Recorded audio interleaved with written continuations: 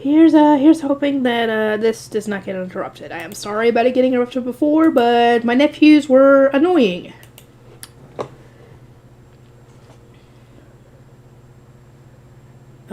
Shoot, where did I end?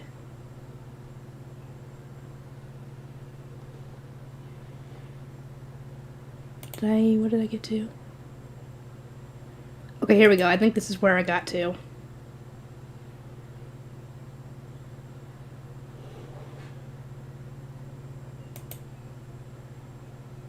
Okay, I think this is where I got to.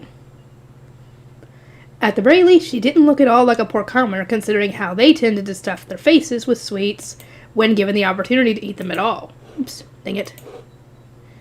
Mine sipped her tea as she ate and let out a satisfied sigh. Out of all of these, I think I like the apple fizz one the most. I like how the smell blossoms in my mouth, said Mine with a warm smile after sipping tea. Oh, the tea leaves that made this tea would probably go well with pound cake, too. Tea leaves? Aren't those too hard to eat? Mine held a hand over her mouth. Apparently that was some valuable information. I let her and placed a bag of sugar on the table. I'll give you this bag of sugar if you talk. I want to know all I can to make the best cake possible. I'm guessing you're running low on sugar thanks to making that whatever. Rum toff. To be honest, I had never even dreamed of putting tea leaves in sweets. Sweets were, well, sweets. My understanding was that chefs and the sovereignty were operating under the principle, if you were going to be using expensive sugar, the sweeter the better. It was hard to think that tea leaves could make anything sweet. I didn't have enough time to experiment with the leaves and figure out how to use them properly. Well, a bag of sugar is probably worth it, maybe. This can be my way of saying thanks for all the cake. After thinking for a bit, Mine explained what she meant. You can grind up the tea leaves so they don't hurt the food's mouthfeel when you mix them with the batter. You'll end up with some nice smelling tea. Or that's my cake, I'm sorry. You mean tea leaves like these? I held up a bottle stuffed with the tea leaves I had used for Mine's drink, and she gave a big nod. After looking at the bottle for a bit, I lit a fire in the oven. I started grinding the tea leaves up while Mine ate pound cake beside me. I wanted to try it out right away. That meant leaving a guest alone for a bit, but she would be the first one taste testing it all, so it worked out. Hey, mind if I ask something? Not at all. What is it? Do you maybe have some secret tips for making good soup, too? It seems like you do, judging by how you ate while you were staying over here. You always left the soup, but nothing else. I thought maybe you didn't like vegetables, but you eat them no problem in other things. What's the secret to making good soup?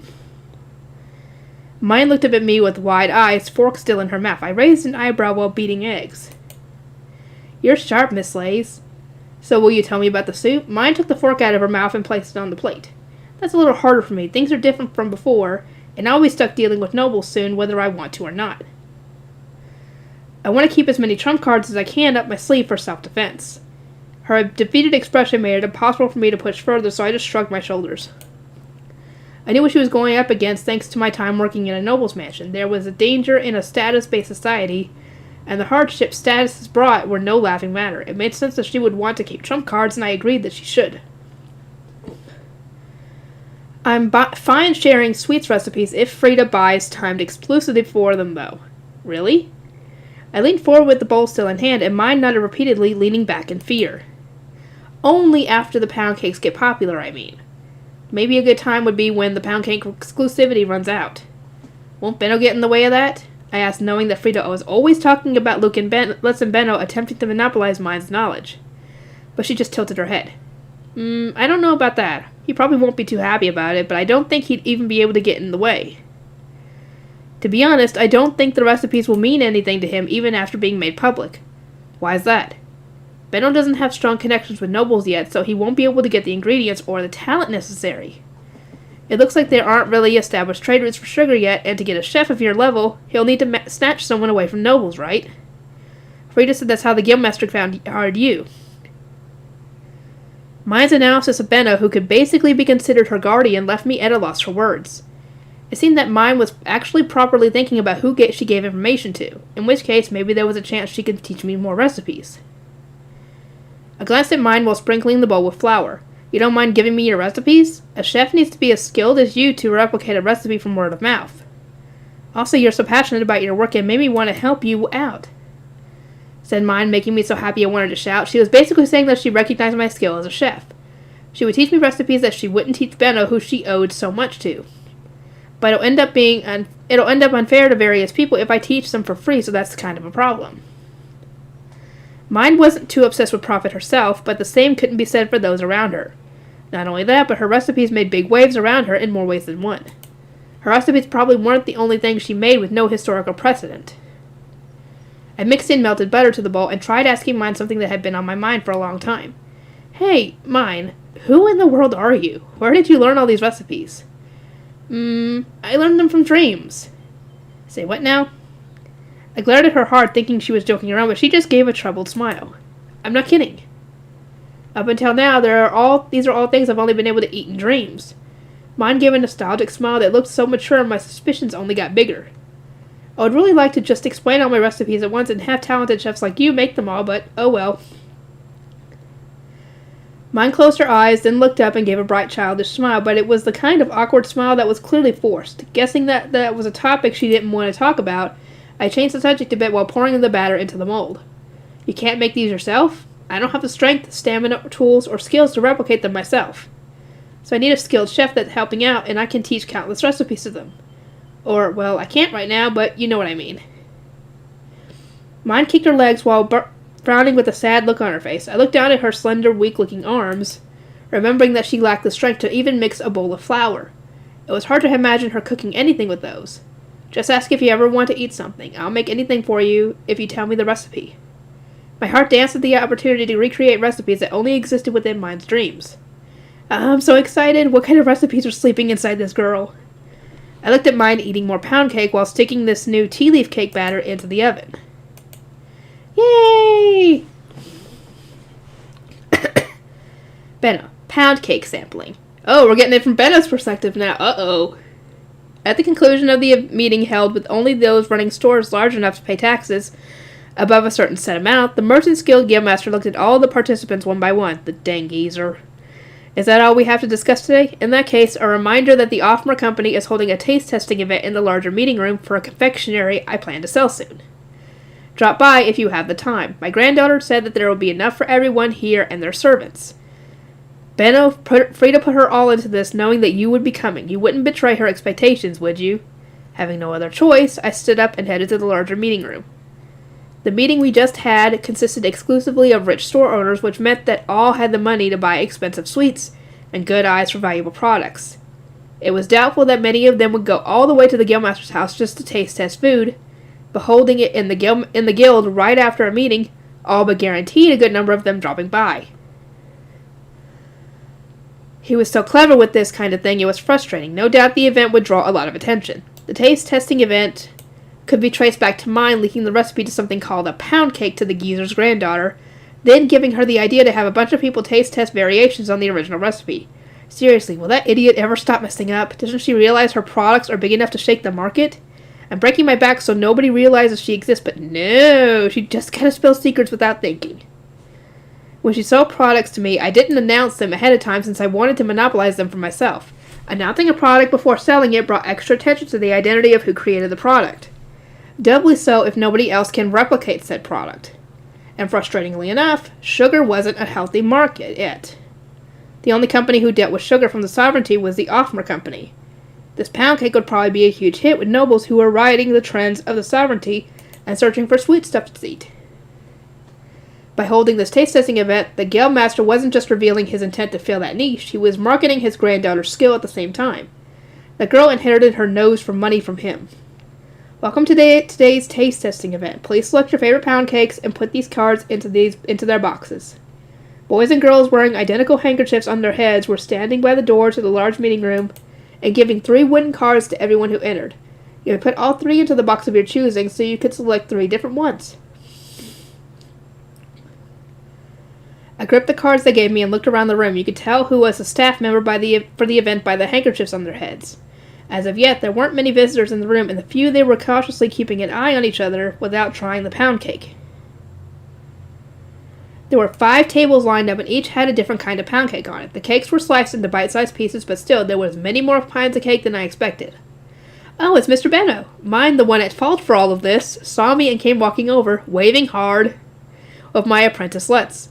He was wearing our apprentice uniform, but mine was dressed as one of the event staff members. I raised a hand casually, which I then used to grab mine's head once she was close enough. Uh-oh. What do you think you're doing here, mine?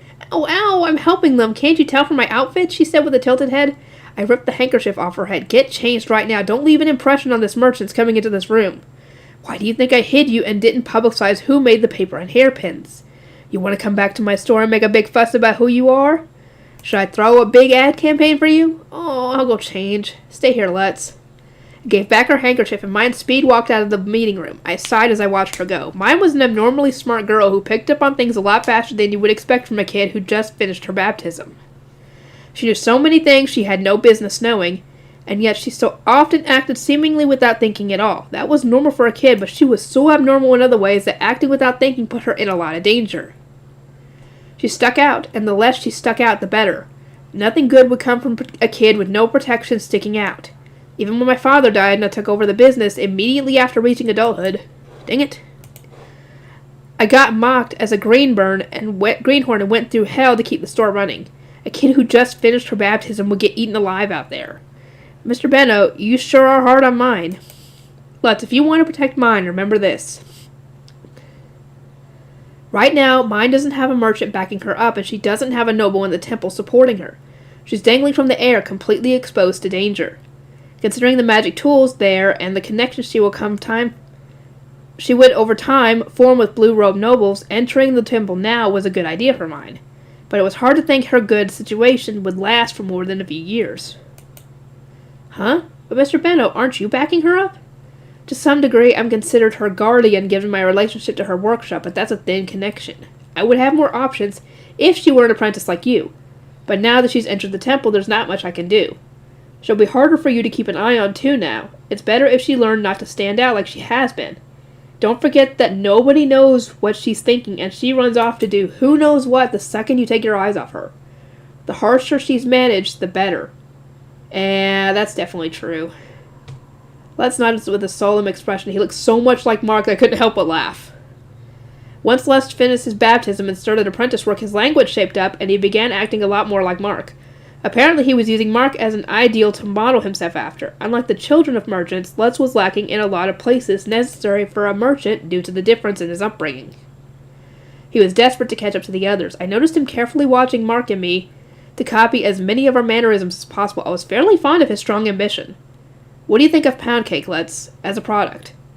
I think there's no doubt it will sell really well. I imagine nobles will love it. Your proof? How do you know what nobles like it or what they normally eat? I said antagonistically, but Lutz replied in an instant without showing any signs of hesitation. Mine told me that the guildmaster is working to make Frida's living conditions as close to a noble's as possible to help her when she needs to move to the noble's quarter. It seems that even their chef used to work in a noble's mansion. If both Frida and that chef are confident that the pound cake will sell, I trust their assessment. I knew that the guildmaster was spending a lot of money on his home, but I didn't know that he was fashioning it after a noble's house. My eyes widened reflexively. One couldn't look down on the information network provided by children chatting with each other. I'm back, Lutz. Mine came back dressed like one of my apprentices. Now people would assume that I had brought her with me and not think twice about her just like Lutz. Mr. Benno, this is a pound cake with nothing in it. It's the first kind I tried myself, said Lutz, pointing at the rightmost pound cake. He was practically drooling as he stared at the sliced-up pound cake with excitement in his eyes, probably remembering how it had tasted when he first ate it. Lutz is really passionate about improving her passionate about improving her recipes. It tastes a lot better than it did back then. The cake on this table is made with This table is mixed with honey, and that one has nuts.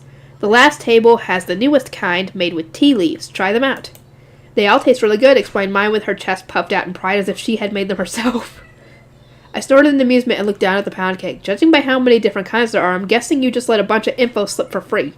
I traded the information for sugar, so I didn't let it slip for nothing. It seemed that she was using her information to trade for sugar. I wasn't sure if I should praise her for acting like a merchant or chop at her for giving the guildmaster more valuable information. I'd say praise her, because she wasn't giving it away for free. She's getting something for it. Maybe not money, but it's something valuable too. Also, I only told her about the apple and tea leaves. I didn't even tell her the measurements. She found them on her own through experimentation. This isn't all my fault. Said Mine, pounding and looking away from me. She then reached out to some of the cake on the table. Les went after some cake of his own after seeing her plop it in her mouth. Judging by the surprised cries around me, there was no mistaking that the cake was pretty good. I grabbed a piece for myself. The heck is this? I figured it would be hard the second I grabbed a piece, but the cake was fluffy and so soft it melted in my mouth. It looked like bread on the outside, but no bread was this soft. Normally you ate bread with soup to soften it. On top of that, it was so sweet I couldn't believe it. It had a solid sweet flavor, but it wasn't dense. Sweetness like something soaked in honey, or sharp sweetness like that of a fruit. Much more soft, and that made the hard nuts stick out more. The cake melted in my mouth immediately, leaving only the nuts. Over time, the mixture of crunch and the softness might end up pleasant, but I didn't like it very much. Come on, Mr. Bano, tell me what you think. Shut it, be quiet. I headed to the next table while mine circled me, being loud and annoying. At first I hesitated to try food with tea leaves in it, but once inside my mouth, the smell and flavor was surprisingly good. Unlike the nuts, the tea leaves were completely ground up and didn't have bad mouthfeel. The cake did taste of tea, but it was still as sweet, which made for a weird combination. It wasn't that sweet, but it tasted good. Out of everything, I imagined that the tea cake would be the favorite of men, or at the very least, it was my favorite. Oh! Which box are you going to put your cards in? Each of the pound cakes tasted good enough to be surprising. There was no doubt that pound cake would be spreading throughout the noble class in no time. Anyone would want more after trying it once. The cake was so much better than any other sugar-based confectionery I'd had that it wasn't even funny. How many different confectionery-based sweets or sugar-based confectioneries have you had? Because from what I know, sugar hasn't made its way in very fast. Mine, why did you give this recipe to the Guildmaster? The pound cake recipe was a sizable weapon for those wanting to get pushed into noble society. I would have wanted it for myself. I glared at mine and she tilted her head, blinking in confusion. But I gave it to Lace, not the Guildmaster. That's the same thing as giving it to the geezer and his store. The pound cake would doubtlessly give the geezer yet even more influence within the nobility. Mine, noticing my frustration, frowned with worry. You really don't like the Guildmaster, do you? Why is that? It hit me that I had never told mine about my long and not so pleasant history with the Guildmaster. Sorry, I was moving my legs so I could sit a little better. Or try to.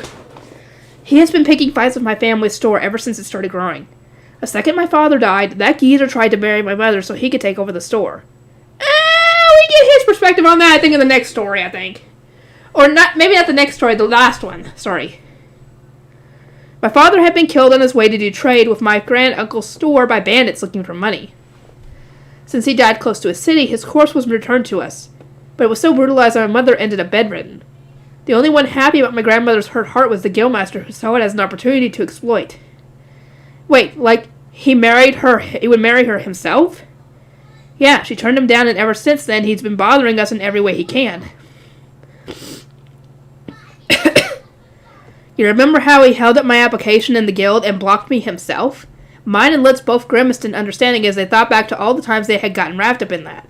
He wasn't just bothering me, he was bothering everyone associated with me. Do you think you could be nice to a guy who greeted you with a full smile after your fiancé died? Offering one of his daughters for you to marry? You think I can forgive him for trying to marry my little sister to one of his sons before she reached adulthood? A son older than me?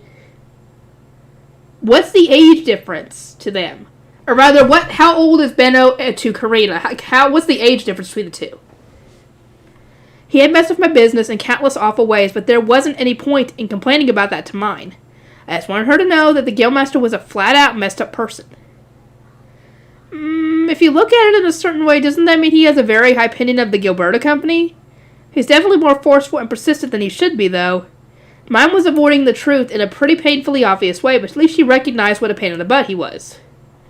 So, why did you give this recipe to a guy as annoying as the Guildmaster? Well, like I said before, I made the pound cake with Frida at her house because I promised to make sweets with her. But you signed a contract with her, didn't you? Only to give her exclusivity for 1 year. That's not that big a deal. The fact that she added a time limit to the contract was fairly clever on mine's part, but who knew that would be upheld? Knowing that geezer, it wouldn't be a surprise if his granddaughter did everything she could to keep her monopoly going. Are you really going to publicize it in a year? Sweets shouldn't be monopolized, and I want a lot of people making them. Regardless of her recipe, given how difficult it was to get sugar right now, the Guildmaster store would keep their monopoly for some time. I didn't want their store getting ahead of mine too much, but I felt like another big gap has just opened up between us. Hey, Mine, you said you knew a lot of other recipes, yeah? Would you sell any of them to my store? Mine looked up at me with a surprised expression, then shook her head. There wouldn't be any point to selling you the recipes right now. You don't have the sugar or the chefs for it. What are you talking about? The sweets recipes I know about almost all use sugar. And what's most important is having a good chef. If you don't have a chef skilled enough to have worked in a noble's mansion, you won't be able to recreate the recipes even if I told them to you. A noble's mansion? It's absolutely required that you have an oven you can work freely with. As far as I know, ovens aren't that widespread out here. Only bakeries really have them, right? Almost no home had personal ovens. They weren't necessary unless you were fairly rich and quite the gourmand, whatever. Both of which, in fact, the guildmaster happened to be. My, it seems I will need to buy all of mine's recipes before Benno can organize what he needs. My chef is quite the love for new recipes. I turned around after hearing a little girl giggling and saw the guildmaster's granddaughter, her flowery pink hair bundled into tails above both her ears. Good afternoon, Benno. Nice to see you, Let's. She looked up at me with defiant eyes just like the geezers. I thought my chances for winning would be boosted with the Gillizer out of the picture, but I couldn't let my guard down around his granddaughter. She was using every trick in the book to get closer to mine, and her nose for money was just as sharp as her grandfather's. I had my guard up around her, but mine just waved with a friendly laugh. It looked to be on such close terms that I felt a sizable burst of anxiety. Mine was getting to be eaten alive. Hi, Frida. How's the event going? Splendidly, thanks to you. Everyone is positively loving the pound cakes. More than a few of them are eagerly awaiting the recipe's publication in a year. How many times do I have to tell this idiot she needs to be more on guard? Will she ever listen? I had tricked her myself several times over, but that was always just ended with her pouting. I was the one testing her, and she was so defenseless that it honestly made me worried. She was definitely lacking something inside her that made most people wary towards others. Regardless, the two of them looked like two young girls talking as friends. It would reflect poorly on me as an adult to get in their way. Les and I had to settle for listening in on the conversation and glaring at mine before she got wrapped up into one trap or another.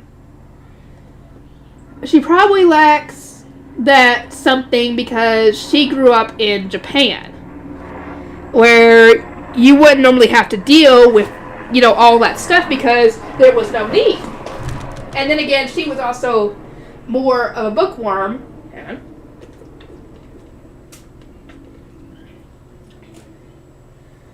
And thus wasn't going to be involved in a career that needed to do that, like a business career or something. Now, if she was trying to be in a big company or something, then yes, she would have to deal with that because there would be people out there who would take advantage of anything to get ahead in life. Her dream job did not have that, so she didn't have that. Hey, Lutz, how come mine can keep smiling that when her life's on the line and everyone's tricking her? I have no idea. I don't like Frida that much either. It was written on Lutz's face that he didn't want Frida anywhere near mine. I couldn't tell whether the possessive fire in his eyes was him being protective over a friend, or a sign that he had already started falling in love. Oh, this is getting interesting. To be honest, from what I know, her love interests are possibly Lutz. Very small chance of it being... Actually, no. Benno, I don't think would be in this. He'd be more like a father figure. And, Ferdinand, actually. Those are the only choices I can think of as a possible love interest for mine, given what we know so far in the show and based on this light novel so far. Either way, seeing Let's be so protective of mine reminded me of the warm feelings within me that had died of my fiancé years ago. It put me in a hard-to-describe sentimental mood. And sadly, we had not figured out yet what killed her, essentially. And by killed her, I mean killed his fiancé. I don't know if we'll get that in this story, or in this book, or maybe later on down the road. Looks like you've got a hard road ahead of you, Lutz. It won't be easy to keep mine to yourself. I ruffled Lutz's hair. My words must have inspired him somehow, as he nodded with a fire burning in his green eyes. How's the cake taste, mine? Said a sizable lady with a friendly tone as she approached mine and Freda. She was radiating a sweet smell, and she was wearing a staff handkerchief. Lutz and I both stiffened up on guard since we didn't recognize her. But mine nonetheless beamed a smile and ran up to her. I'm guessing that's Lace. They taste great, of course. I just had some, but the tea pound cake was super, super good. You never cease to impress me, Lace. The woman grinned at Mine's praise. It seemed like she was the chef working for the guildmaster and making those pound cakes. I took a close look at her, my merchant's instincts compelling me to size up the chef who was about to earn the guildmaster a preposterous amount of money. And in turn she looked at me. You're Benno, then? Yeah, what of it? Dude, don't need to be rude.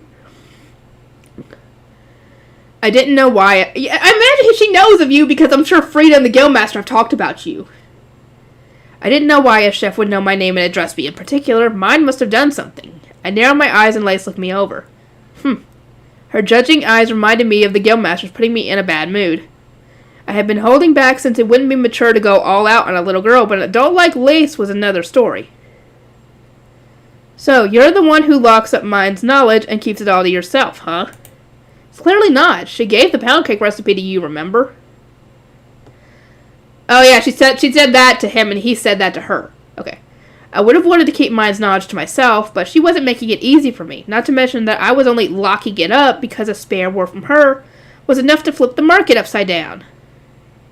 Introducing her product to the world bit by bit was safest for everybody. Really, you guys are pushing all the hard stuff about managing Mine to me and reaping the benefits of my hard work yourselves. I was working hard in the shadows to protect Mine, signing magic contracts to carve her relationships with me into stone, gathering information to help her protect herself, making the plant paper guild to hide Mine's existence, and so on and so on. Her thoughtless nature was forcing a lot of hard work onto me, not the guildmaster. But you're the one who was ripping me off, Mr. Benno, said Mine with pursed lips. I flicked her on the head. I threw away all the money I ripped off from you for your rent sham on these 2 magic contracts, you know. Huh? 2 magic contracts, you say? Mine and Frida's mouths opened wide as they looked at me with the same expression. I looked down at them and shrugged.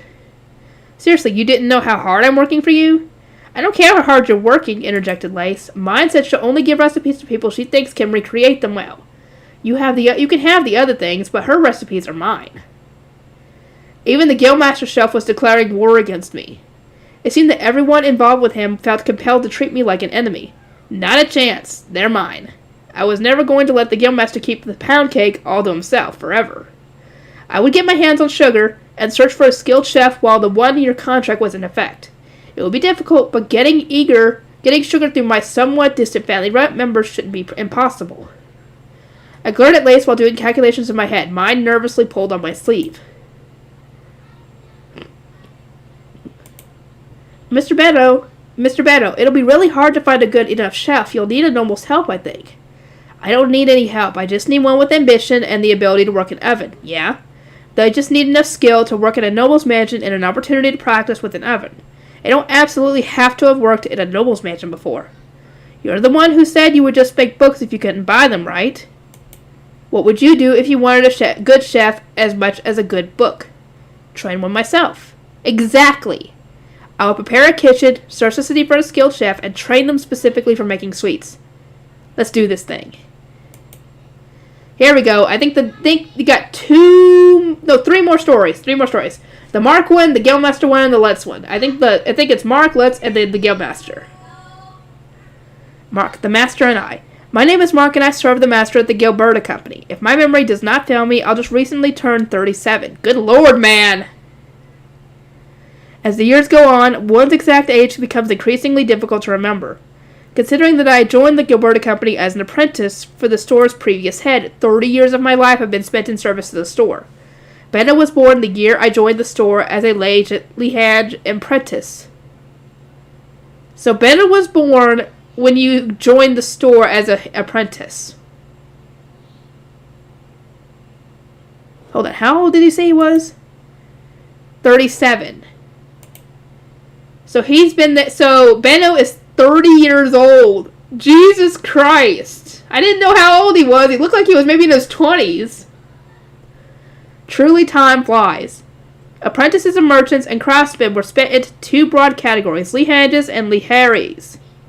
Put simply, Lehanges signed a contract of employment with the owner, whereas Leharls signed a contract of clear apprenticeship that promises future work within the store. The contracts differ greatly in content and payment. but a detailed explanation would surely be a waste of your time. The Gilbert Company generally hired children from other stores as lehanges. It was tradition for merchants' children to gain experience by working in other stores. The length of the contract was determined by the store and the children's parents. It generally lasted 3 to 4 years. The contracts had many goals to expand their worldview, to help them understand what would be expected from them, to remove them from a coddling environment, to build relationships with their children, who would go on to take management of the stores, and so on. The contracts formed bridges connecting stores. I was originally one such lehenge apprentice with plans to return to my family's store after my contract was over. But my father died, and my older brother, who inherited the store, handled business so differently from him that after repeatedly renewing my contract as a lehenge, I signed a Laharl's contract after turning 15 and reaching adulthood. So he joined when he was 7. Bennett was 8 years old at the time. The Hurl contracts lasted 8 years. Under normal circumstances, one could return home from a lehenge apprenticeship and sign a Laharl's contract before turning 12. At age 20, they would be giving management of the store in place of the current head. I was so late in signing my contract that I had 8 years of training ahead of me after reaching adulthood. That said, I had already worked as a lehenge for 8 years and knew how to do my job at the Gilberta Company. The head of the store graciously treated me not as a standard Laharls and modified our contract such that I would be paid about the same as a full-time worker. Thanks to that, I did not feel particularly troubled during my 8 years of extended training. I merely rejoiced at my better pay and spent each day dedicating myself to my work. However, unfortunately enough, the head of the store died before I finished my apprenticeship. Master Benno had just reached adulthood and was hardly in a position to run an entire store. So how old is adulthood? 15? 16? Something like that? I think it's 15. So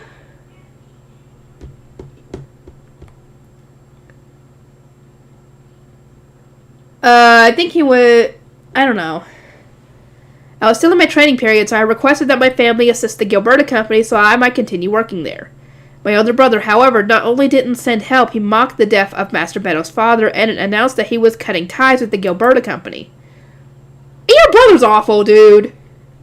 It'll be hard to describe the wrath I felt that day. I still clearly remember the moment I swore to protect Master Benno and the Gilberta Company to spite my family. When my Laharl apprenticeship ended, the master asked if I would return home, but having cut my family off, I had nowhere else to go, and the Gilberta Company needed me more than anything else. I said that I would stay at the Gilberta Company. Benno and I proceeded to work in a non-stop flurry of sleepless nights to restore the store to its former glory. With great speed, we accomplished that and even grew the store larger than it was before. Surely enough years have passed since then that it is safe to say I pulled strings behind the scenes in order to collapse my family's store and use it as a stepping stone for the Gilberta Company's growth. Ha ha! Booyah! The previous head's youngest daughter, Karina, married, but his eldest son, Master Benno, had lost interest in marriage itself after his fiancée, Liz, died. Before I knew it, I myself had passed the age for marriage as well. What's the age for marriage? Life never goes quite the way you expect it to. The store had plenty of work, and the master agreed that Karina's child would take over once they were old enough, so it would be said that the Gilberta Company was no longer in great danger of collapsing. Which brings us to the present day, where Master Benno was absent due to a meeting with other large store owners. In such cases, important decisions were given to me in his place. Mr. Mark, we have received word that the next Rinsham delivery will be late. That is reasonable considering the last leave shipment was late. Sorry. Tell the foreman to deliver what they have completed and finish the rest as soon as possible. Mr. Mark, an order from Miss Karina has arrived from Baron Blonde. That's unusual, given that it is summer. There is no time to waste. Contact Karina at once. As I passed a somewhat busier time than usual, the master returned carrying mine. Mark, we have to talk. Follow me. He marched right to his office. His eyes were shining and filled with enthusiasm, whereas mine was limp with exhaustion and Liz was breathing heavily as he chased after him. That was all I needed to see to know that yet another difficult challenge had been put in front of us. Gathering the materials to operate a Rinsham making workshop, securing craftsmen, blasting the market wide open, running around the city to get the tools and materials mine and Liz needed to make plant paper, working to calm the conflict with the Parchment Guild, creating yet another workshop for plant paper. Thinking back, my past year has spent doing quite a lot of unreasonable work. What would this be this time? Mark, we're training a sweets maker. Get ready. Training a sweets maker. It seemed this had nothing to do with our work beforehand. I was suddenly struck with a very bad feeling. Given how sudden this was, mine was doubtlessly involved. Of course. I observed the master cautiously, and he took out various wooden boards with gleaming eyes, checking various things. It was good to see him motivated, but his motivation here would probably give those around him a lot more work. You say a sweets maker, but what exactly do you intend to have them make? Ask mine. Ah, of course, mine. It seems she has done it again. The Gilberta Company was initially a clothing and decoration workshop founded by the master's great-grandmother, Mrs. Gilberta. Historically, the wives of the family made clothes, while the husbands sold them. Although the store was registered under the husbands' names, the women ran the store in reality. Ooh, okay, interesting. The Gilberta Company initially sold clothes to wealthier commoners, but ever since lay nobles have begun to notice clothes designed by the master's mother, it has become increasingly founded on selling to the nobility. It was about 10 years ago that this shift first happened. Very recently, all things considered, Karina's talents were equally favored among the nobility, which secured the Gilberta Company's safety. To sum things up, the Gilberta Company was a clothing and decoration store that also dabbled in beauty products. Mine's Rinsham was a high-quality beauty product, and her hair ornaments now being made in Karina's workshop. Okay, so she is making them now. Were already fairly popular throughout the city. With higher quality thread and more refined designs, it would even be possible to sell to noble wives and daughters, which made Karina quite happy. However, the plant paper mine brought wasn't quite the kind of merchandise the Gilberta Company dealt with, nor was sweets. Come again? You need sugar to make my sweets? How many times have I said this by now? You don't need sugar to bake bread. They've got to practice using an oven first, yeah? But there are already bakeries throughout town and even a baker's guild. You're going to clash with vested interests again just for practice? I'm betting you're going to try and steal a baker from the baker's guild, aren't you? You'll never start a new business if you're scared of the vested interests. Mine and Master Benno's heated argument with mine standing on her chair to be at eye level with him reminded me of the master's arguments with Liz. Ooh, I want the tea. Come on, give me the tea. Give me the drama. They say that the more two people fight, the closer they are. Perhaps the argument showed how much they had grown to trust each other. At times, it felt like the master looked the most alive when he was furiously arguing with mine about business. I couldn't help but wonder if arguing on equal terms with mine, clever at speaking as she was, felt as good to him as arguing with Liz had. Though with Liz, he had never been able to win a single argument. The women are always right, dude. Especially when it comes to arguments. 9 times out of 10, they are always right. And even when they're wrong, don't tell them they're wrong. It's not going to end well. Especially when they're the ones making the food. Don't have an angry wife making your food. It's not going to end well. Lutz, could you explain the situation to me while these two are busy? What has compelled the master to train a sweets baker? I asked, snapping Lutz back to reality. He straightened his back and began to explain. Lutz was so used to being dragged everywhere, every which way by mine, he was quick to shift gears when necessary.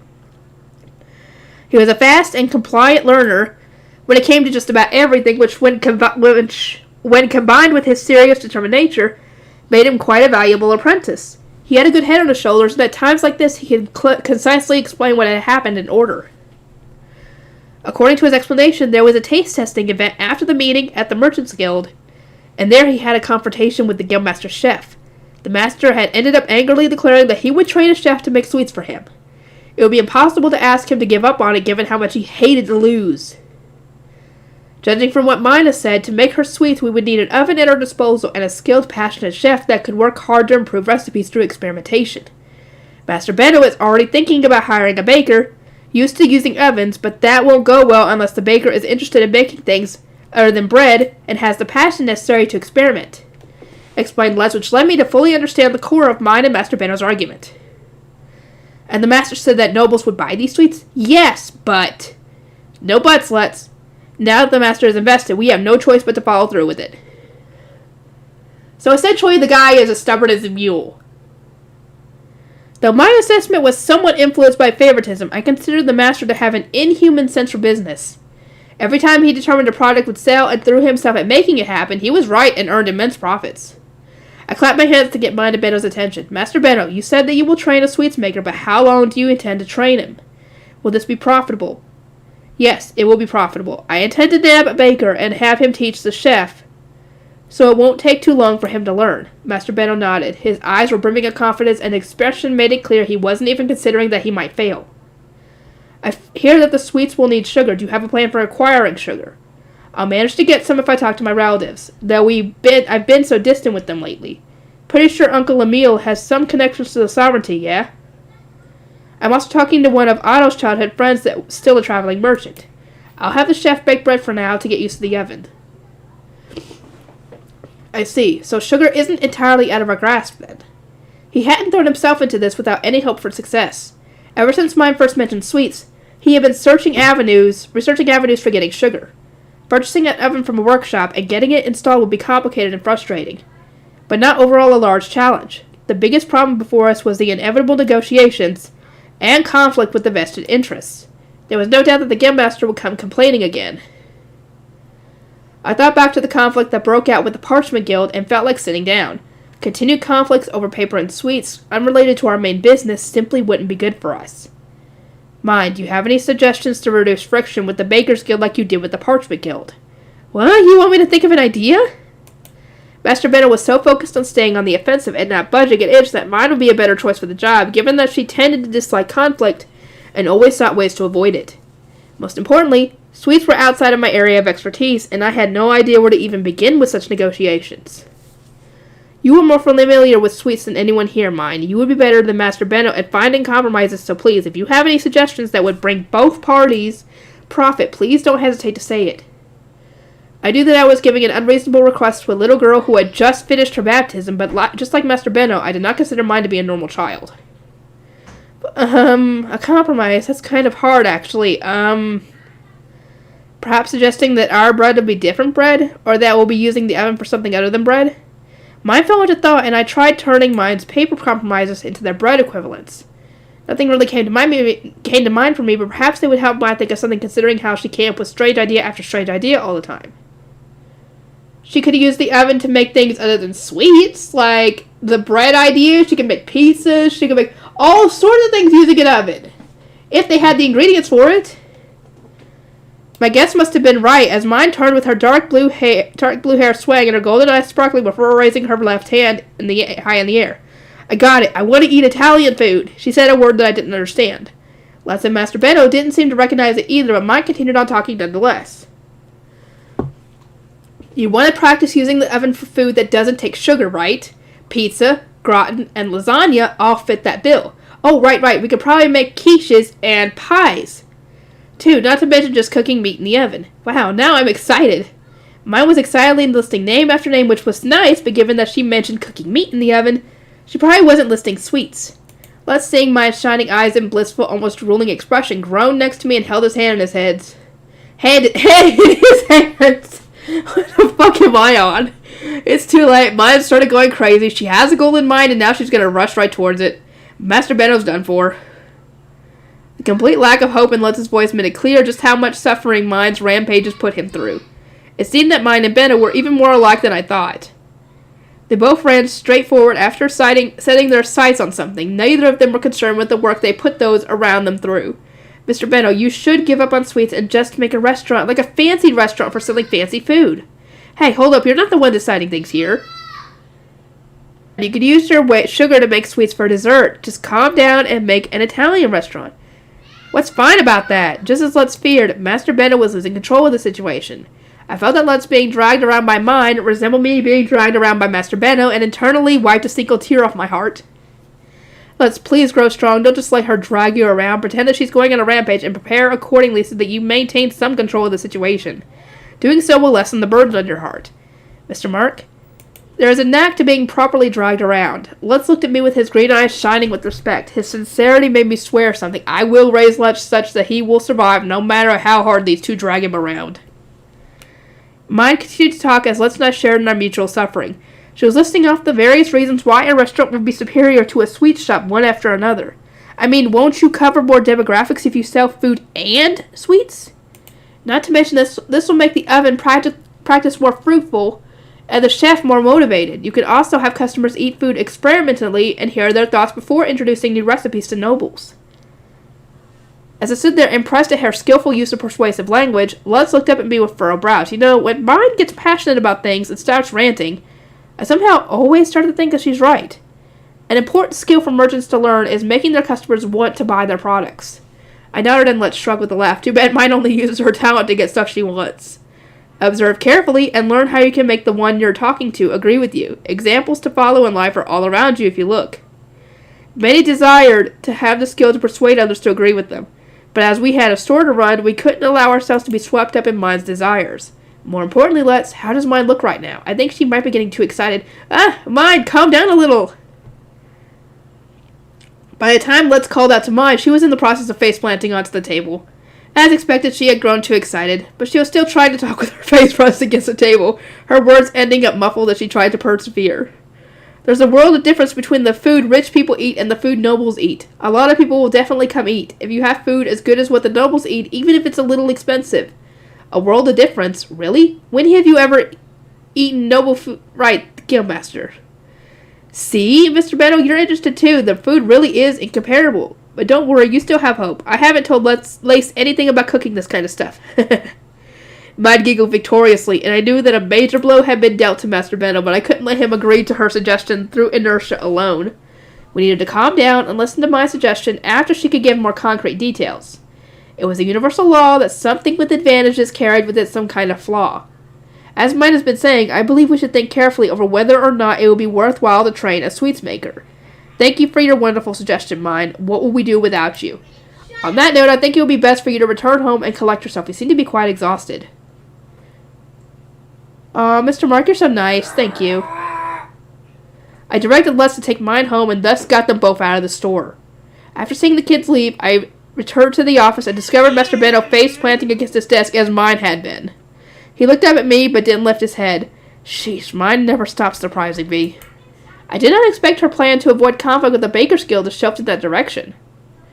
Benno slowly sat back up in his chair while scratching his head. He looked at me, his dark red eyes gleaming sharply. What do you think, Mark? I believe that a restaurant will be much simpler than your sweets plan. A restaurant will not cause friction with the Baker's Guild, for instance. In that stand, we need to think about how to approach the Eatery Guild.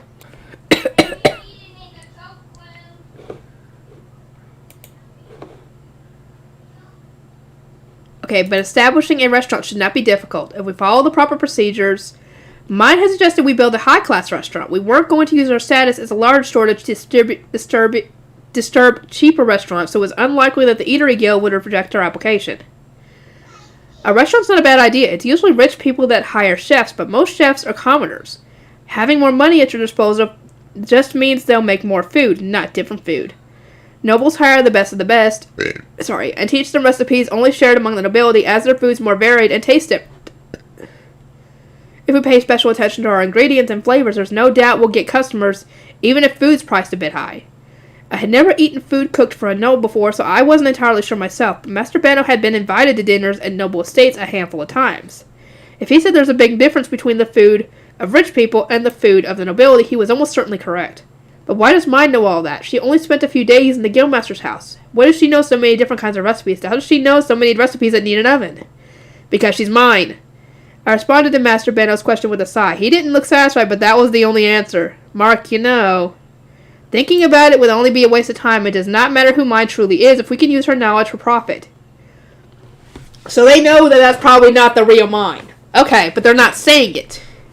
Good. You said so yourself when she brought us the Rinsham. Rethinking that strategy won't change the situation we're in. It would be much more constructive to plan out ways to stop mine from leaking valuable information elsewhere. I said with a shrug. Master Benno looked away awkwardly, then clapped his hands to change the subject. Yeah, that reminds me. I'm thinking about adopting Lutz. What do you think? Oh, so this is where it comes in. Okay. Because this was actually mentioned in Season 2 or Season 3. I cannot remember which. The fact that you have recently begun saying what comes to mind without thinking makes me believe mine is influencing you in a negative way. Huh? As if. Don't let me in with that thoughtless buffoon. Master Benno was quite furious, but what could adopting Lutz be considered if not a thoughtless suggestion? If he were to adopt a child in his position, third parties would consider that child to be his successor. He would be starting a war of inheritance with Karina's child before said child was even born. In that case, may I ask, what thoroughly considered line of thought led you to concluding it would be wise to create unnecessary conflict with Karina? Master Benno sighed and complained about my sour tone, but nonetheless began explaining his reasoning. First of all, we need to secure Lutz on our side so we don't lose our connection to mine. You know what I mean, right? I understood that it was important to keep Lutz on our side since there was a magic contract that compelled products created in the mine workshop to be sold through Lutz. I also knew that as Lutz was a Lehenge apprentice, Benno wished to prevent him from leaving the store after his contract ended. I thought about making him a Lehero, but if I'm going to be entrusting a store to him, I might as well adopt him and put myself in a position where my opinion holds a lot of weight to him. Will a Lehero not suffice for that? In fact, if Karina's child is a girl, could we not just have them married? Oh! That would be interesting! There would be less opposition from our surroundings if we trained him as a Lehero and then he then married into the store, compared to just raising him as an adopted son. And it would also cause less friction between him, you guys, and his parents, because you wouldn't be taking him away as trying to adopt him would. That would be interesting. I wonder if they're actually going to go that route. That'd be cool. But Master Benno just shrugged a waving a hand. That won't work with Lutz. That's why. That's why it won't work. He likes mine. But is that actually going to happen? I doubt it. He's only got eyes for mine. Plus, his real dream is to be a traveling merchant. He's waiting for an opportunity to leave the city. I'm thinking it'll be real hard to keep him tied down to just the store. A traveling merchant, goodness. That was a fairly surprising dream for one born and raised in the city to have. Master Benno shrugged and grinned. I'm thinking it all comes from his insufferable home life. But either way, once mine's not chaining him down here anymore, Lutz won't have any reason to stay with us. It won't be long before mine gets taken by a noble. Might be a noble from this city. Might be a noble from another city. Might even be a noble sent from the sovereignty. There's no way to say which it'll be, but it's beyond likely that mine will be leaving the city. I think she does in other books, but not for the reasons you're thinking of. At the moment, Lutz was an apprentice under Benno's protection. He had no skills or business knowledge, but once he reached adulthood and had the wisdom of a merchant, he would realize his own value. If at that time mine had left the city and rendered their magic contract moot, it was very likely that he would have to travel to stores in other cities. When mine leaves the city, I want Lutz to be there, ready to go with her. Why would you go so far for them? I narrowed my eyes slightly and Master Benno gave a conflicted laugh. Karina's the real successor of the Brotherhood company. I'm just standing in her place for now. Mine keeps talking about how she wants to make a book, but our store's not about making books. It'll take some time to set up, but I want to leave this store to Karina and Otto so I can start my own store up. The Gilberta company was run by the female side of the family, so in a future where Karina and Otto ran it themselves, Benno starting his own store made sense. But still, I couldn't connect that to his attitude towards Lutz. I looked at him in confusion, and after a sigh, he murmured that he couldn't hide anything from me with a nostalgic smile on his face. Mine and Lutz remind me of how my life used to be. Back when Dad was still alive and I was free to live however I liked. Back when I was with Liz. Oh, why couldn't they have gotten him married? Good God, why'd they take his lover away from him? Why'd the author have to do that? The guy needs someone in his life. Mine and Lutz running around did indeed remind me of Master Benno and Liz having fun themselves. I could empathize with his feelings. I closed my eyes and thought back to how I had seen them stealthily hiding behind the store, acting like adults and coming up with little plots. They reminded me of so much, even the dream I forgot after I had to dedicate everything I had to protect the store and my family after Dad died. You wanted to be the kind of merchant that held influence over the entire world, was it? I said, causing Master Benno to open his eyes wide and get so flustered it was amusing. Why do you remember that? I remember everything about you. I would not like to be underestimated. I had known Master Benno since his very birth. Yeah, you were, 7? When Benno was born? So yeah, you've been around him his whole life. I lifted my head with pride and Master Benno groaned, holding his head. It was hard to deal with people who need details about your youth. Understandable. Master Benno finally escaped his embarrassment after groaning for some time. He coughed once. If I keep making the products in mine's head a reality, don't you think my dream will come true? I'm pretty sure it will. Possibly, depending on what she decides to make. If she's able to make that thing printing press, making books will be very easy to do. The scale here is quite large, but if you do indeed make all of what mine says into reality, you will no doubt hold immense influence over the world. I'm thinking about starting by going to the cities my siblings live in and making a plant paper workshop there too.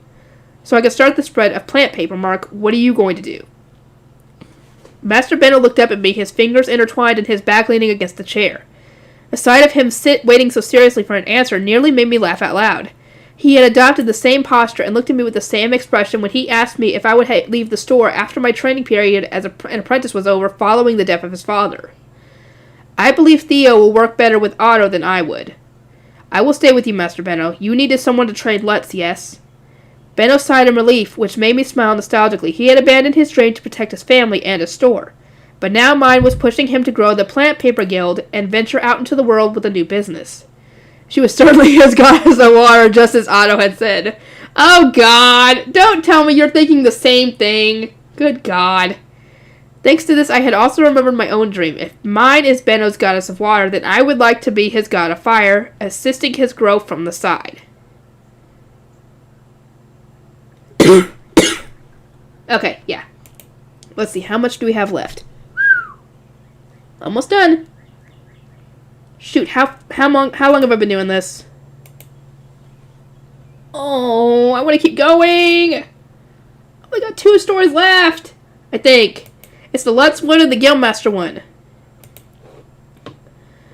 The life of an apprentice merchant. A bell rang loudly in the middle of the dark city, announcing it was time for working citizens to wake up early in the morning. Morning already? In the past, I slept right through first bell and stayed in bed until Mom shook me awake, but now that I was an apprentice merchant, I had to wake up. I forced my tired body up despite its complaints and started moving. As a Lahange, contracted until the age of 10, I had to work every other day. Today was one such other day, meaning I had to go to the Gilberta Company. I'm so tired.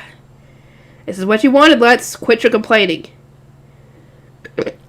I headed to the kitchen and grabbed breakfast while Mom complained at me. I dunked hard bread into yesterday's leftover soup and ate away. To finish the meal off, I gulped down some milk we got by trading eggs from our chickens and wiped my mouth with a sleeve. It was then that I realized my mistake. Oh, crap!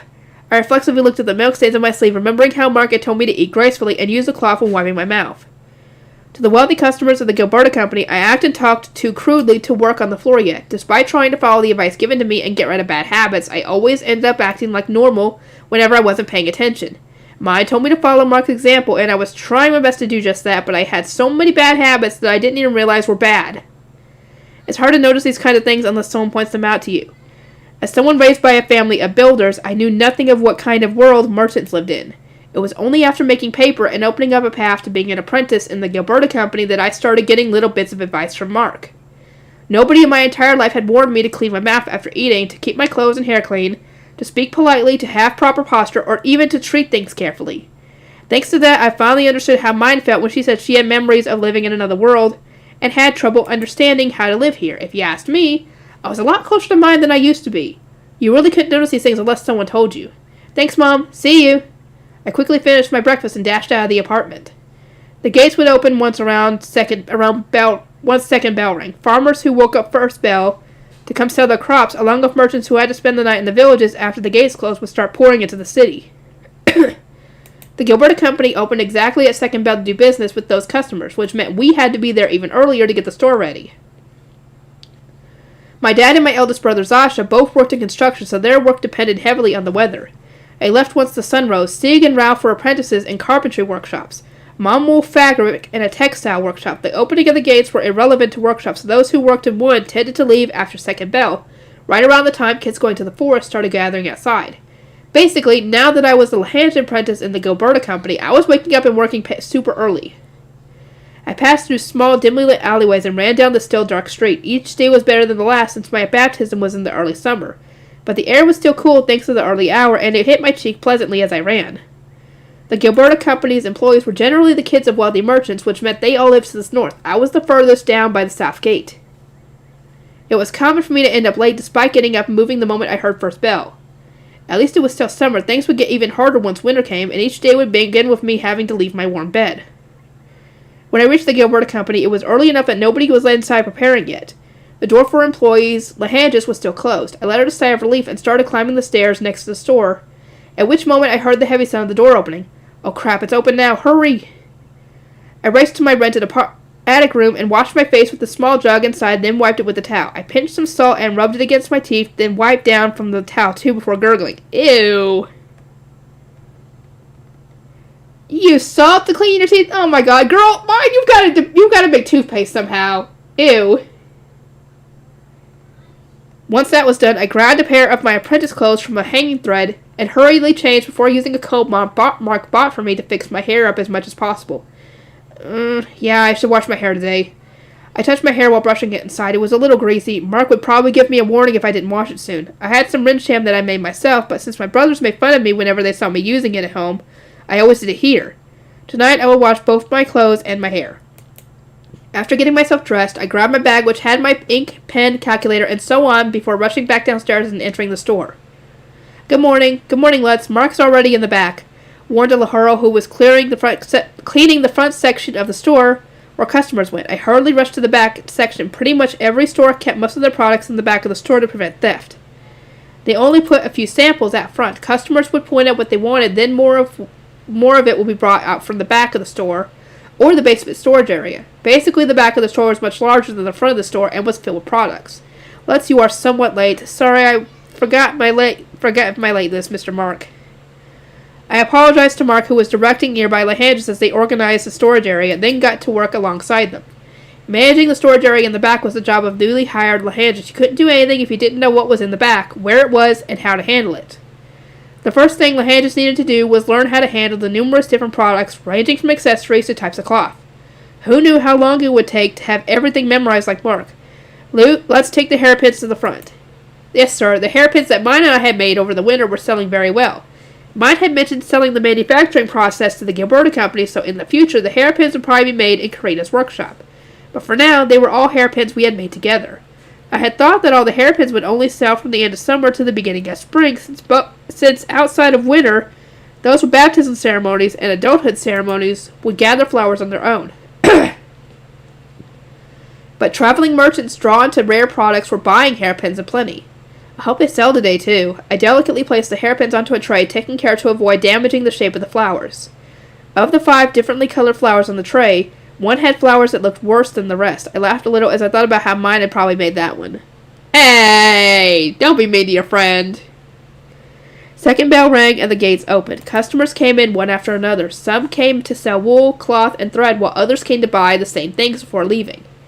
All of them made the front of the store loud and busy. As a mostly useless apprentice, I was still not allowed to work in the front of the store. The most I could do was carry checked goods to the back of the store. The Lehanges that joined in the spring was the son of a large store, so he was used to dealing with customers. He offered them tea, carried the deliveries inside, and basically did work in the front of the store. Lutz, could you take this delivery to the back of the store? Give it to Leon if you would. Understood. I took the cloth from him and headed to the back, then searched for the Laharo, Leon, to give it to him. He nodded and put the delivery where it's needed to be. Cloth was organized based on quality and color, but I couldn't determine the quality of the cloth by touching it yet.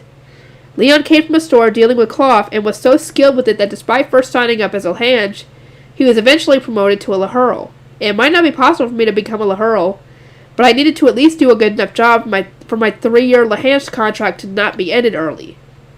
Everyone else working at the Gilberta company was from merchant families. As a carpenter's son, I lacked the childhood experience with business that they had.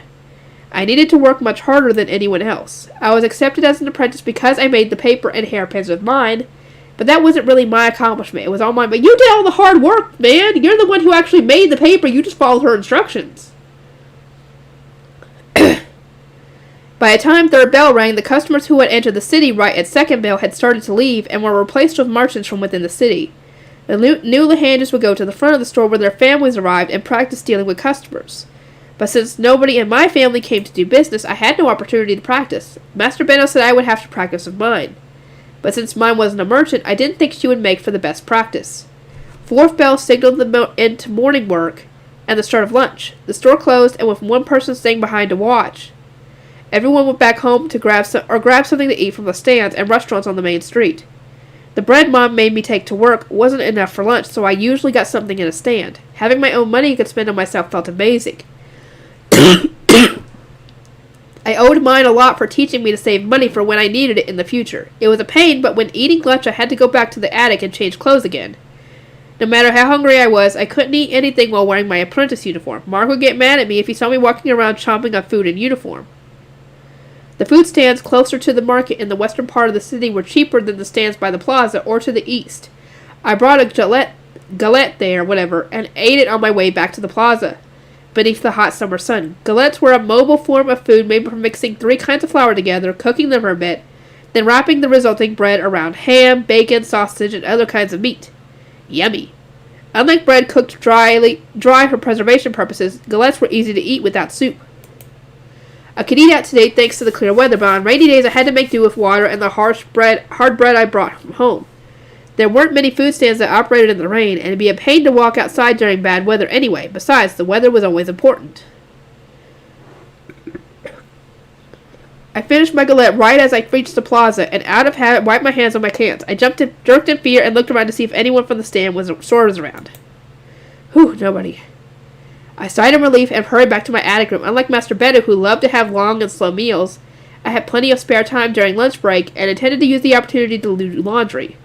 I wanted to wash my hair today, too. I took out a washcloth and put a bucket, my spare uniforms, a towel, soap, a laundry board, and a jar of rinse sham into it before walking down the stairs and heading to the well. It was rough living in an attic room due to all the stair usage. I drew water from the bucket in the well, put in the rinse sham, and washed my hair first. I took off my shirt, poured the bucket of rinse sham water onto my head over the wash tub, put the water back in the bucket, and repeated the process. Getting my hair completely wet, then drying it off with a towel was how I washed my hair. My hair was short, unlike mine's, and I didn't have anyone to help me, so in this way was the best way for me. After drying my hair with the towel, I washed my clothes and the towel. After washing my apprentice uniforms and the towel, I returned to my room, hung them from the thread to dry. That way they would be dry by the next time I came. Yay, you got that done, so now you got clean clothes for a bit. I ran a comb through my hair. My head felt great and my hair was smooth. I pulled a strand of hair and nodded after seeing that it was silky again. With that done, I changed back into the uniform I had been wearing in the morning and returned to the store. Oh, I see you washed your hair. It's good that you learned to do that before I pointed out. Keeping oneself clean is very important, said Mark, complimenting me. My efforts being recognized gave me the strength to keep trying my best. I wanted to learn from Mark's example and be more capable of keeping an eye on other people. That won't be easy. Town merchants dropped by the store occasionally throughout this afternoon, but compared to the morning we were much less busy. This was when Master Benno and Mark went to the Nobles District on days where they had business there. After fifth bell rang, we newbie Lehanges were taught by experienced Laharos about the businessmen dropping by in the store, ran errands to the Merchants Guild, and studied to do our jobs better. We had a lot more spare time, and it was easier to ask questions than compared to anywhere time else.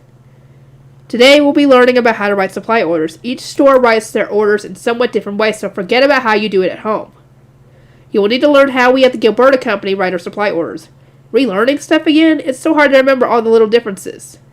The newbie Lahanges knew how things worked at their homes, but they had to relearn much of it to work at the Gilberta Company. Learning some things from scratch was hard for me, but it was probably even harder for them to relearn the same thing with slight differences. You know how to write supply orders already, Lutz? Looks like these are just how the Gilberta Company writes them. Yep, all good. Try doing the math for these sales reports then. Understood. Yoo-hoo! You already learned how to do it that way, so you didn't have to relearn it. Yay, Lutz! Man, mine really is amazing. Thanks to mine teaching me how to read, write, and do math, on top of us learning how to count money and write supply orders through our business with Benno, I was somehow managing to do my job despite lacking the knowledge of a kid raised as a merchant. If not for her, I could imagine that the Laharos would have stopped bothering trying to teach me a long time ago. I clinked the pieces of the calculator around as I did the math. I was still slow with it, but the fact that I was just a little bit of practice away from being as fast as the other apprentices was thanks to how I had practiced using it with mine. Lutz, the master is calling for you. Please go to his office. Mark called out to me and told me to go to Benno's office. I stood up and felt the envious glares of the apprentices around me. Lutz again? Seriously? Master Benno always calls him the mine chief. I bet it's just something to do with mine again. I headed to his office while listening to the Lahanges murmuring behind me. They weren't wrong. I only ended up as a merchant's apprentice thanks to being mine's childhood friend, and the guy watching over her, which is exactly why I fully intended to do my job as the mine chief. Nobody else could be her chief but me. Oh, I could be intended in many ways. There you are, Lutz. It's about mine, said Master Benno the moment I stepped into the room looking up from some paper and boards he was checking over. What's everyone around you saying about mine joining the temple? I don't think anybody knows she's becoming a shrine maiden except for me and her family. Everyone else thinks she's just working at home and coming here like she has been. Her family's not spreading the word since it would look bad from the outside, I think. Only orphans join the temple, those orphans being pre-baptism kids who were abandoned by their families, perhaps, and had no close relatives to look after them. Baptized kids could become live-in apprentices with their employers as their guardians. Their lives would become much harder, but they would keep their jobs and their status. There were many rumors about kids raised in the temple's orphanage. Some said they were worked to the bone in noble mansions. Some said they were tried outside the temple for the rest of their lives.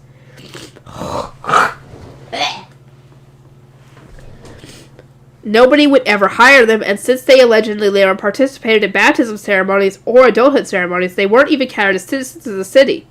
They were treated as unwanted baggage. We kind of find out from, Delia, that's not true. I mean, she wasn't, as far as we know, she was an orphan, and she ended up getting her baptism. I'm assuming she got her baptism ceremony, and was working as a gray robe priest for the High Bishop, if I remember correctly. If I'm wrong, let me know.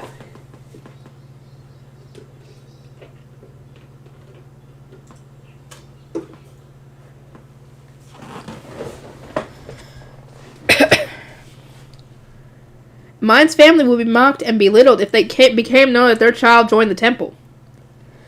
Mine's going to be treated like a blue shrine maiden, but most people won't understand the significance of that, and we sure don't know what'll happen if she gets involved with the real pain of a noble.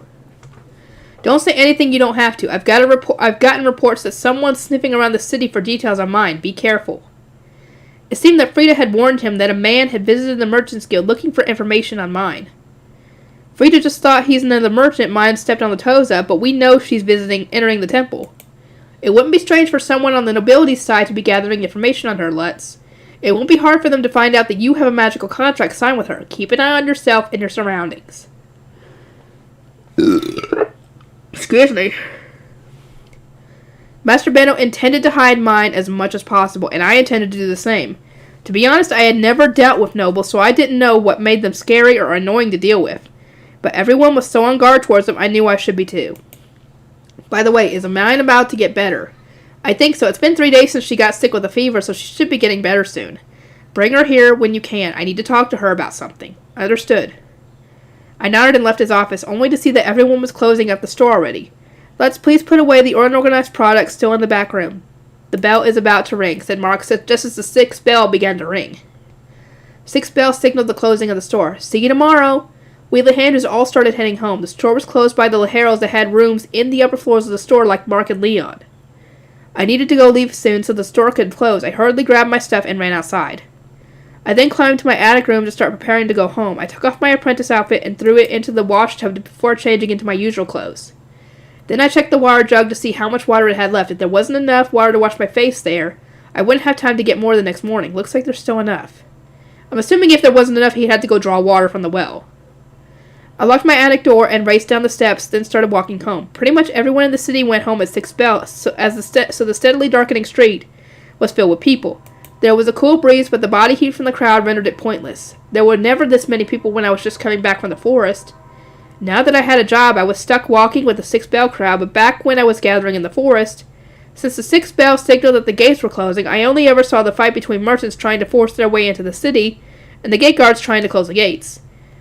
We kids could slip into small alleyways on our way home so we could avoid the crowds. Welcome back, Lutz. When I got home, Mom was making dinner.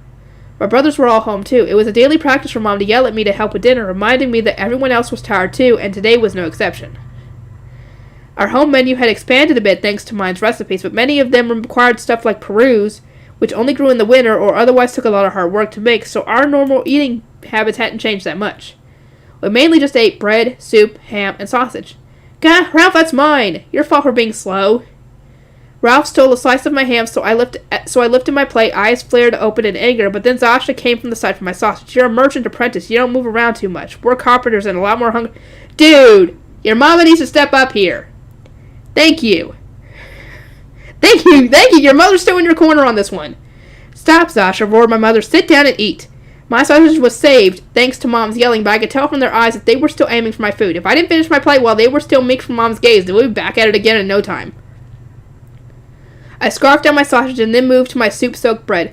God darn it, they're gonna pay for this. Thanks to my savings, I had enough money to buy some food for myself, but still, having my food stolen really ticked me off. A conflict-filled dinner ended, and I moved right to preparing for bed. I couldn't wake up early if I didn't go to bed early, and in any case, there wasn't much for me to do after sunset. Going to bed fast to save on candles was the best plan. I heard 7th bell ringing, signaling that it was bedtime. I think I'll go check on mine tomorrow. She should be better by now. Okay, the roots of the Guildmaster's worries. Okay, I think this is the last one. Is that all we have to discuss today? In that case, a reminder that we are holding a taste testing event in the larger meeting room for a confectionery I plan to sell soon. Drop by if you have the time. My granddaughter said that there will be enough for everyone here and their servants. Benno, Frida put her all into this, knowing that you would be coming. You wouldn't betray our expectations, would you? I said, finishing the meeting. Benno stood up with a visible grimace on the face. I understood that as an expression, meaning he would go, even if he didn't want to, which filled me with an undeniable sense of satisfaction. His glare felt pleasant to me, and I left the room with a snort. I went in the... Here's where we're going to get the whole, reasoning, because I think we get the reasoning behind him wanting to marry Benno's mother and all that other stuff. We get all that reasoning, but he's still an idiot, to be honest. From what I've heard about it, he's still an idiot, but his intentions were not as bad as Benno was making it out to be. It's still not good, but it's still not as bad, though. I went in the opposite direction of the uninterested store owners and climbed the stairs to my office before sitting in my Guildmaster chair. Now then, how will it go, I wonder? The taste testing event was an experiment for me, suggested by mine and enthusiastically supported by my granddaughter as a challenge to face. The goal was to make it clear that the soon-to-be-sold pound cakes were property of the Offmer Company while also searching for the flavors that would be most profitable and desirable. I couldn't hear the bustle from downstairs in my office, but I nonetheless strained my ears to see if I could hear any hints as to how it was going. Master Gustav, are you curious about the taste testing event? Asked Cosima, a longtime servant of mine who could be called my right-hand man, while pouring me tea with a slight smile. He was certainly remembering how, when planning the event, Frida had asked me not to come, as my strong influence would make all her hard work vanish like mist. Yeah, your influence there could change the tide, and she wants more honest answers, essentially. I would have liked to see my grandchildren in the best, but I had no choice but to quietly step back and let their wings grow. It didn't please me, but Frida was right. If I attended as the Guildmaster of the Merchants Guild, then it would diminish the idea that it was being held by the Offmer Company in particular. Lady Frida has certainly been full of spirit lately. I suppose it is all thanks to mine, said Cosimo, whatever, joyfully. I thought back to how excited Frida was while preparing the event and felt a small smile of my own form. Frida, due to the devouring ravaging her health, had barely gone outside before signing a contract with a noble. Following that, she had started taking lessons at home to prepare herself for moving into the noble's quarters after reaching adulthood, which naturally led to all the servants living with her to grow quite fond of her. Frida met a fellow devouring child named Mine not long before her baptism and had seemingly been moved by Mine's straightforward, unwavering pursuit of her dream. Ever since then, she had become quite lively and active. Frida had taken full control of setting up this event, with Mine's advice guiding her. Of course, her family and I helped her to some degree, but she had displayed a sharp mind and management skills far beyond what one would expect from her age. I am curious, but I am confident it will end well. All I can do is wait for her report. If you say so, Master Gustav, I am sure it will succeed. Your business instincts have never been incorrect. You said that change was coming to Ehrenfest, and indeed it has, said Cosimo with a smile. As he said, my business instincts were rarely wrong, which is precisely why it hurts that I failed to acquire mine for myself. Hairpins, rinsham, pound cake, rum toff, plant paper. Oh, he knows that the plant paper is his. Okay, he knows that, yeah. I can see already how Mine's inventions and ideas will bring enormous change to Ehrenfest. Mine, Frida, and Lutz, under the guidance of Benno, a member of the younger generation, were already enacting great change to the markets at Ehrenfest.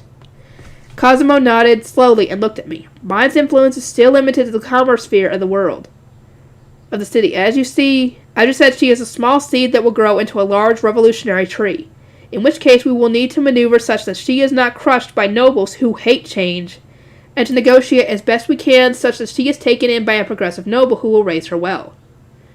So they are still going to try and help her with that, just behind the scenes, and not actually saying that we will do this.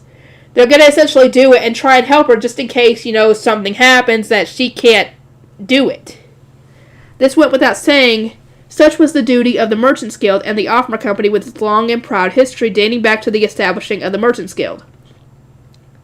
The Offmer Company's history stretched far into the past. It existed in Ehrenfest before modern Ehrenfest came to be. Even during the reign of the first Archduke, the Offmer Company had sold food to nobles as the Archduke's favorite business.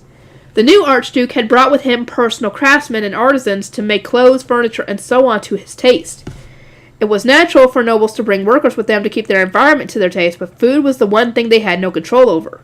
Even if they brought a chef with them, they would have to rely on the food that could be grown in the new land. That is true, because some food does not do well in certain environments. The Offmer Company brought the best food possible from the surrounding farms and sold them to the nobles and the prior archdukes. Merchants brought from afar had no way of knowing which seasons were best for which crops were high quality and which weren't, and so on. It was thanks to these circumstances that the Offmer Company successfully continued doing business even as the Archduke changed with the generations. At the same time, the Offmer Company was selected to be a third-party negotiator between the personal workers brought by the new nobles and the personal workers that had already been serving the old nobles. An organization was needed to manage the entirety of business in Ehrenfest. The result was the Merchants Guild being founded to be a window into the nobility and manage business disputes among large store owners. Master Gustav, Damien would like to see you. He had likely come to give a report on the taste testing event. I said to let him in, and once he was in front of my desk, I asked for his report. Damien was my grandson and Frida's older brother. He was not yet an adult, but he had experience in multiple stores as a Lahange. My plan was to try sending him to the Gilberta Company once his current contract ended. What, are you going to try and get him in there to try and weasel his way to get the company, or are you going to try to just help the store succeed? I don't know. The pound cakes were received very well. Everyone was comparing the flavors with very serious expressions. Oh ho! How was Benno? Damien forced a smile and shrugged. The moment he entered the room, he caught mine and forced him to change it to his store's apprentice uniform. I had hoped to build up an association between mine and the Offmer Company, but I suppose that failed then. The recipe and inventions mine learned about within her dreams, according to Lace, were too much for one store to monopolize. The entire city deserved them. The newly reformed Gilberta Company could not handle everything themselves, nor should they.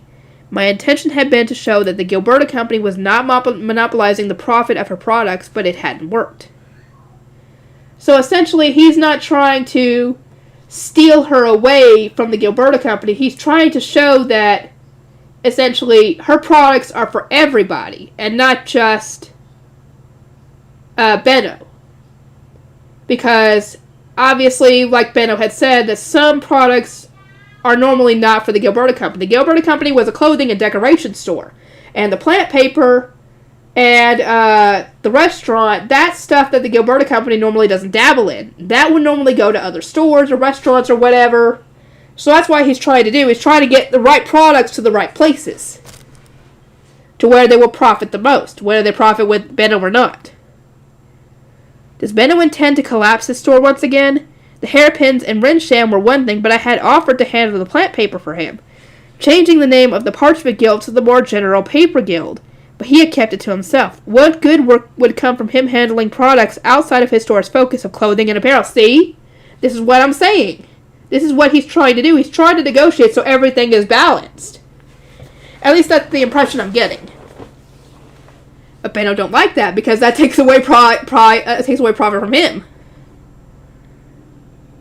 After telling Damien to return to the event, I let out a slow sigh. Sorry. A single store like the Gilberta Company monopolizing enormous wealth will be the start of chaos. I do understand that Benno is still operating under the mindset of protecting his store and family, yes, but it is about time for him to open his eyes and see the full picture. Unlikely as that may be, given how much of a hot-blooded youth he is. The Merchants Guild was focused on bringing profit to all of Ehrenfest, whereas the Gilberta Company merely wanted to bring more profit and prestige to themselves.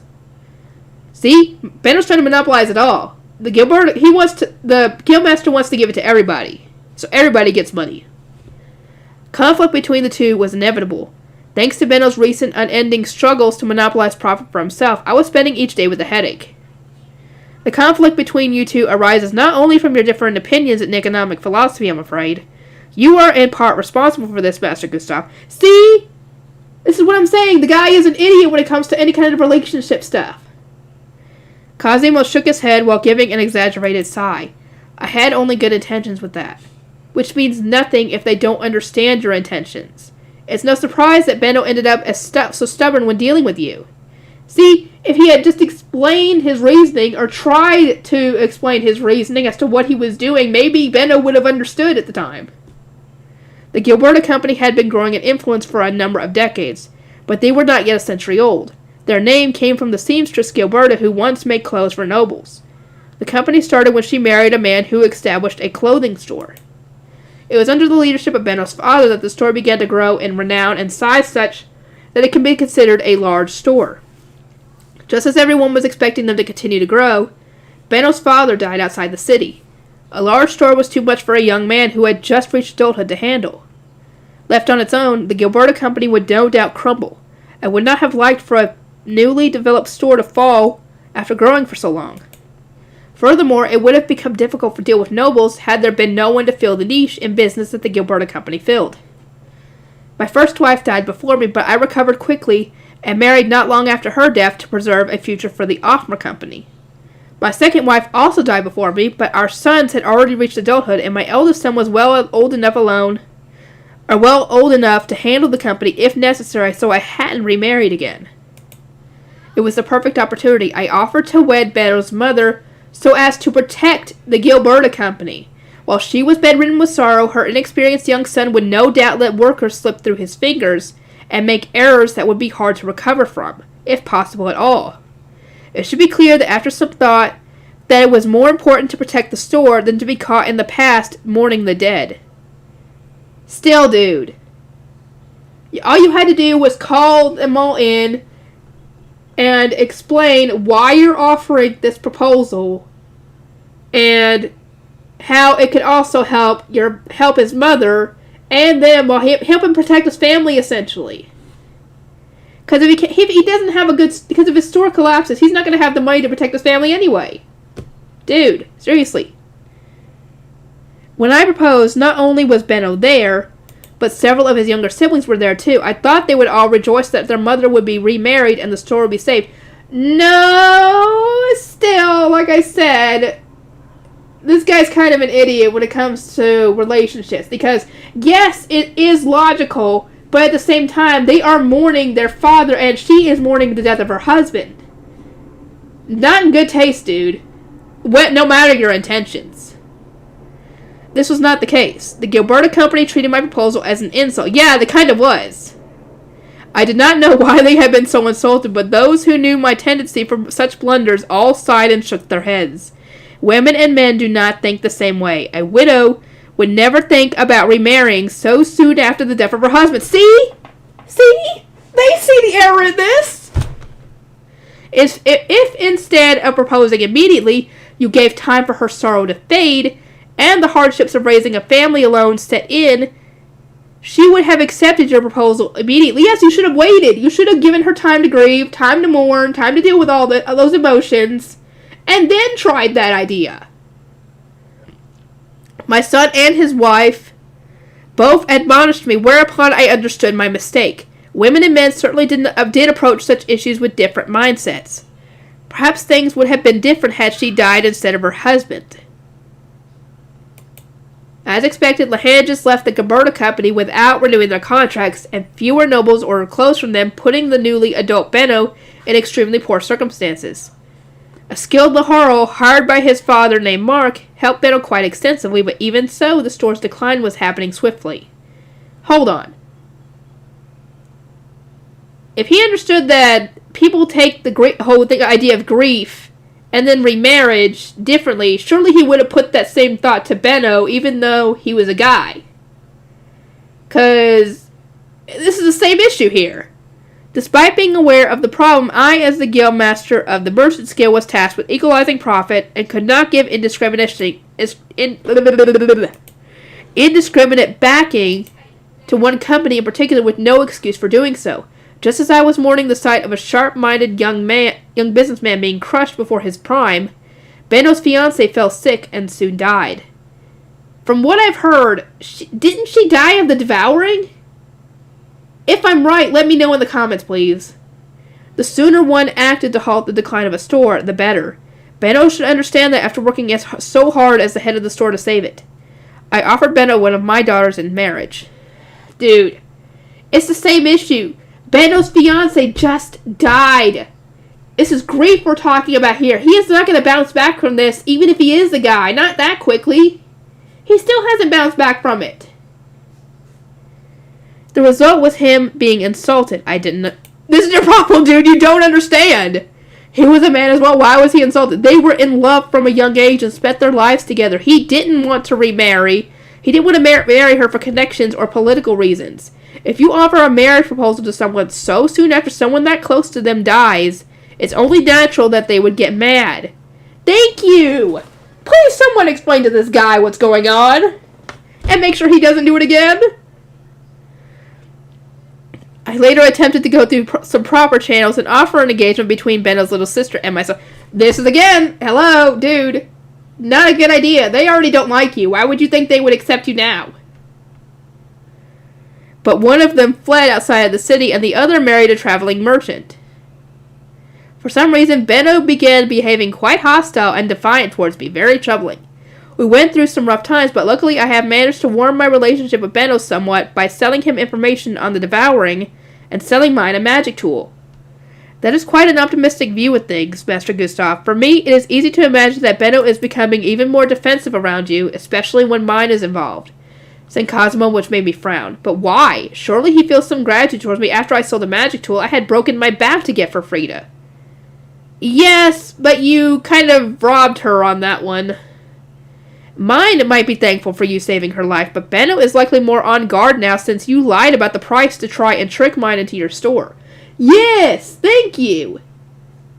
A panic will arise if mine continues to produce strange revolutionary products sold only in Benno's store. The market will collapse if they are kept together, if not worse. Surely he understands the benefits of him being separated from her. No, he does not. When it comes to the Gilberta Company and mine, exactly nothing has ever gone as you planned, so I imagine that will continue to be the case, said Cosmo with a sigh before suddenly a white bird slid into the room, despite the windows and doors being closed. I opened my eyes wide in surprise, since this generally only happened once every few years, and immediately the white bird turned into a letter in front of me. This was the method of communications nobles used for high-priority messages. Under normal circumstances, a commoner working for the noble would carry a handwritten letter, but in situations where time was of the essence, magic tools such as these were used. It was common to receive one after the Archduke Conference, but that took place in spring, and I could think of no reason why there would be an emergency contact now in the summer. What in the world? I opened the letter and saw that it was a request for the temple, asking for information on mine. As she would be joining the temple as a shrine maiden, they wanted all the information we had on her workshop, current funds, and so on. Nothing was to be omitted. Mine is joining the temple? Mine had been registered as the forewoman of the mine workshop just a few days ago, allegedly so that she could make new products under Benno's protection while working from home. There had been no report that she would be joining the temple as a shrine maiden. I had heard from Lace that mine said she would be stuck dealing with nobles whether she wanted to or not. Perhaps I know why. As mine lacked magic tools and had no intention of signing with the noble, she only had half a year or so as to live. I had gambled that even if Benno kept her inventions monopolized, she wouldn't be able to complete many of them before perishing, but that was all water under the bridge as she was joining the temple. The temple had divine tools, religious magic tools, and blue priests of the nobility. Mine's life would be saved, and she would be no doubt be forced into a contract with one of the nobles there. Though it was more likely that she would be treated with utter cruelty. The temple had an orphanage, and everyone understood it to be where commoner orphans with no guardians went. Nobles were given blue robes, orphans were given gray robes. One needed to visit the temple only a few times to see that they received entirely different treatment. The truth would become clear after donating goods and gold to the temple. The truth that gray robes are treated as slaves by the blue robes.